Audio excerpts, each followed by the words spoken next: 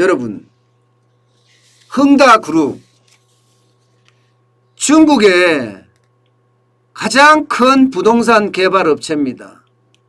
예, 그야말로 어마어마한 기업이에요. 그런데 이 흥다그룹이 지금 파산 위기에 몰렸습니다. 355조에 해당되는 부채를 지금 갚지 못할 위기예요. 그러니까 주가가 완전 곤두박질 치고 있습니다. 2021년 1월 19일만 하더라도 흥다그룹의 주가는 17.26 홍콩달러였습니다. 그런데 지금 9월 23일 현재는 2.66 홍콩달러예요. 그야말로 폭락이죠. 폭락. 뭐 어떨 때는 폭망이라고 이야기를 써도 상관이 없을 정도예요. 그만큼 말입니다. 흥다그룹의 어떤 그 충격은요, 주식시장에 지금 영향을 굉장히 많이 미쳤습니다. 문제는 이게 파산할 경우에 지금 어떻게 될 것인가? 아니면 흥다그룹이 왜 몰락을 했는가?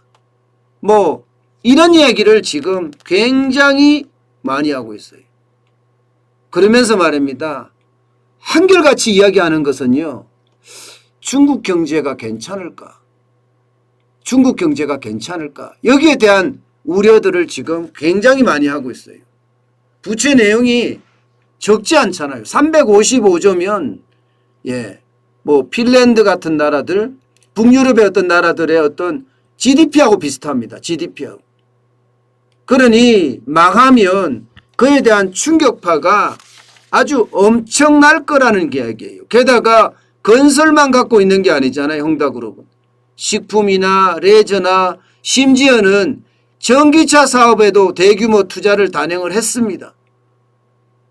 그러니까 이게 그야말로 부동산만 깨지는 것이 아니라 식품도 레저도 심지어 전기차 시장에까지도 영향을 미칠 수 있다. 이렇게 되니까 이게 문어발식으로 굉장히 확장했기 때문이거든요. 그러니까 중국 경제 괜찮을까 이렇게 이야기합니다.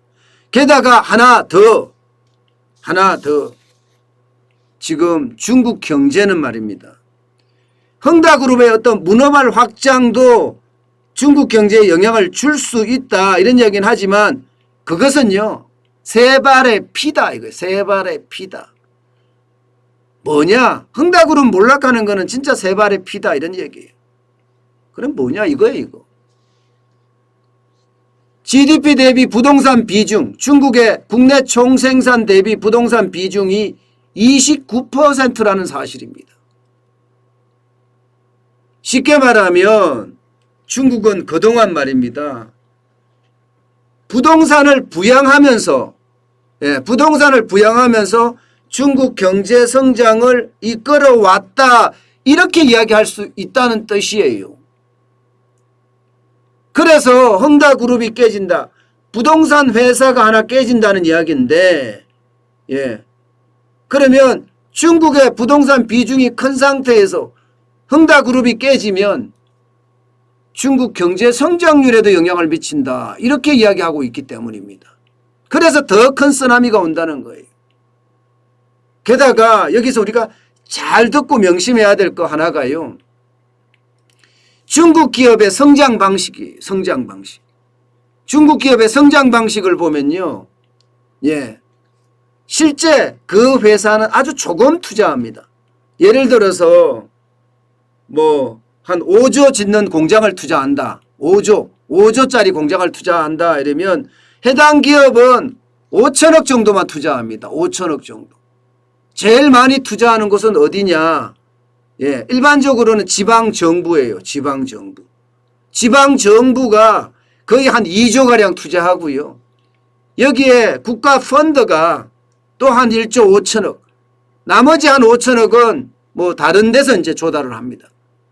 일반적으로 이렇게 됩니다. 중국의 기업의 투자 방식이 해당 기업은 최소만 투자하고요. 나머지 지방정부와 중앙정부가 굉장히 많이 투자한다는 의미예요.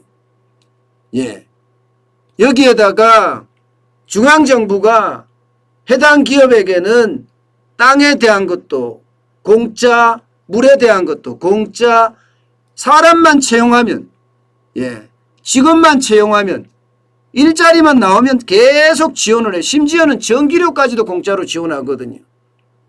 다시 말해서 중국 기업들은 국가의 지원을 받아서 커왔다는 거예요. 그러면 헝다그룹도 그렇게 했다는 거 아니겠어요? 그러면 그 외에 다른 부동산들도 지금 헝다그룹처럼 성장을 했을 가능성이 크다. 이런 이제 위험성을 이야기를 하고 있는 겁니다. 이렇게 되면 중국 경제가 부동산을 통해서 성장하는 비중이 굉장히 높은데 지금 부동산이 침체될 가능성이 크잖아요. 게다가 말입니다.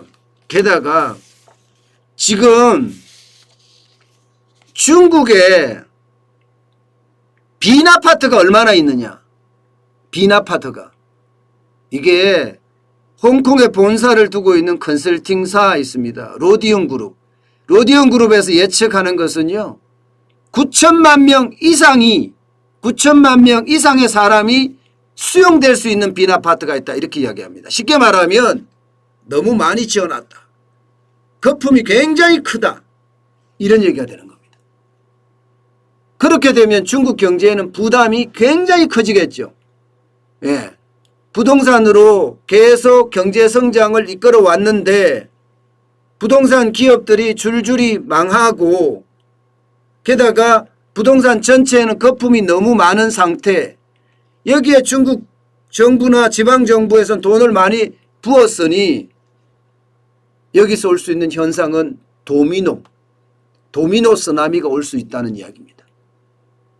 도미노 쓰나미가. 그래서 더 큰 쓰나미가 올 수 있다는 것, 그것을 지금 전문가들은 경고하고 있는 겁니다. 여러분, 실제로 말입니다. 중국 도시고용 중에서 부동산이나 건설업이 차지하는 비중을 보면 적지 않죠. 2002년만 하더라도 8%밖에 안 되던 것이 이게 고용 비중입니다. 고용 비중이 2018년엔 좀 떨어졌다고 하지만 16%입니다. 16%. 2012년까지는 18%예요. 그러니까 경제 성장이 여기서 굉장히 많이 온다는 이야기잖아요. 여기에다 또 다른 지표를 보면 소득 대비 집값 배수가 굉장히 높습니다. 굉장히 높아요. 선전만 하더라도 46.3배예요. 홍콩 45.2배, 베이징 41.7배, 상하이 36배, 광저우 30.5배입니다. 이 말은 거품이 잔뜩 끼어 있다는 거잖아요. 잔뜩. 빈 아파트가 9천만 명을 수용할 정도의 빈 아파트가 있다고 하는데 주요 도시별로는 지금 소득 대비 집값 배수가 굉장히 높다는 이야기잖아요. 양극화도 엄청난 양극화라는 이야기고요. 결국은 빈 아파트도 천지인데 또 도시 중심으로는 거품이 더 많이 끼어 있다고 하니 이게 한번 터지는 날에는 진짜 엄청난 충격이 올 거다. 이런 얘기가 지금 가능하게 됩니다. 그래서 헝다그룹 몰라 그 후는요. 아직까지 가늠이 되지 않지만 분명한 것은 중국의 경제 성장률이 떨어질 수밖에 없다. 이런 전망이 나와요. 여기에다가 부동산만 이렇게 되는 것이 아닐 거다.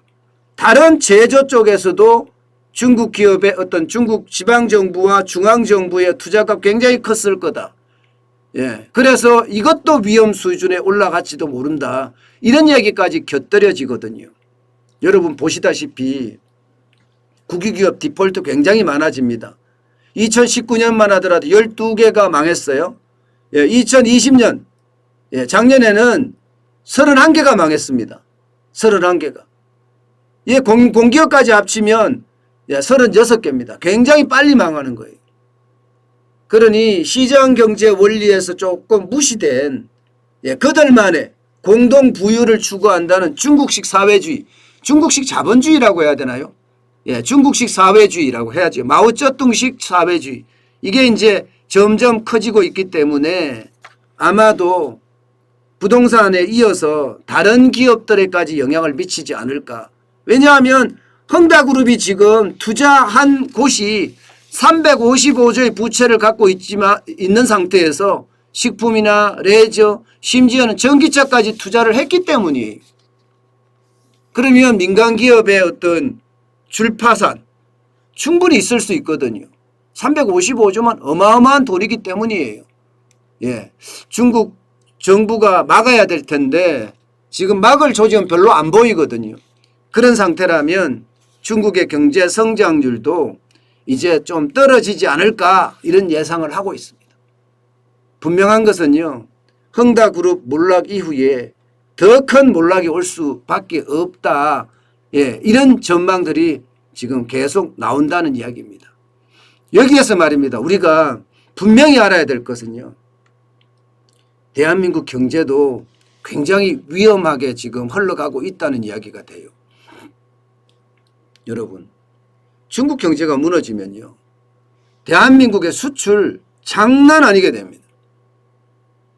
일반적으로 상반기까지 홍콩이나 중국, 그러니까 중국 쪽으로 수출된 금액 비중이 우리 전체 수출의 31% 가까이 됩니다.